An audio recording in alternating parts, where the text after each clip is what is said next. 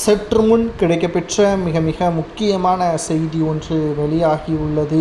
தமிழகத்தில் புதிய ஆளுநர் முதல் கையெழுத்தே ஸ்டாலினுக்கு எதிராக போடப்படும் என்ற தகவல் கிடைக்கப்பெற்றுள்ளது. தமிழகத்தில் ஆளுநராக RN ரவி அவர்கள் செயல்பட்டு வருகிறார். அவரது பதவிக்காலம் முடிந்த பிறகும் கூட கூடுதலாக தமிழகத்தில் ஆளுநராக செயல்பட்டு வருகிறார். இதற்கு காரணம் திமுக அரசை எதிர்த்து ஒரே ஒரு நபர் தற்பொழுது வரை குரல் கொடுத்து வருகிறார் என்றால் அது ஆளுநர் தான். அரசியலில் ஆளுநர் ஈடுபடக்கூடாது, ஆனால் தமிழக மக்களுக்காக ஆளுநர் ஈடுபட்டு வருவதாகவும் பல்வேறு தகவல்களை நாம் பார்த்திருந்தோம். மேலும் ஆளுநருக்கு எதிராக நீதிமன்றத்தில் வழக்கை தொடர்ந்தார். இந்த வழக்கில் ஜனாதிபதி வரையும் பிரச்சனை அதிகரித்தது.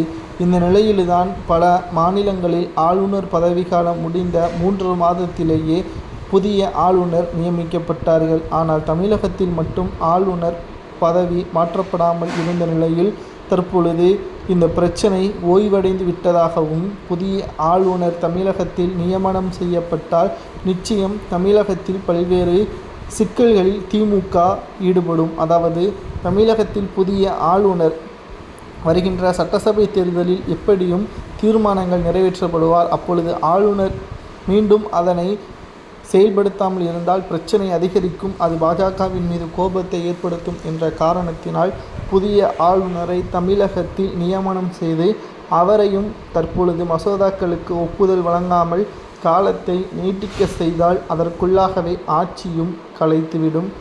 ஆளுநரிடம் எப்படியும் திமுக ஆட்சி தோல்வியை பெற்றால் தமிழகத்தில் திமுகவின் ஆட்சியை கலைக்கக்கூடிய பொறுப்பும் ஆளுநரிடம் இருக்கும். அமைச்சரவையை கலைத்து ஆளுநரிடம் தனது ராஜினாமா கடிதத்தை ஸ்டாலின் அவர்கள் கொடுப்பார் என்ற தகவலும் தற்பொழுது கிடைக்கப்பெற்றுள்ளது.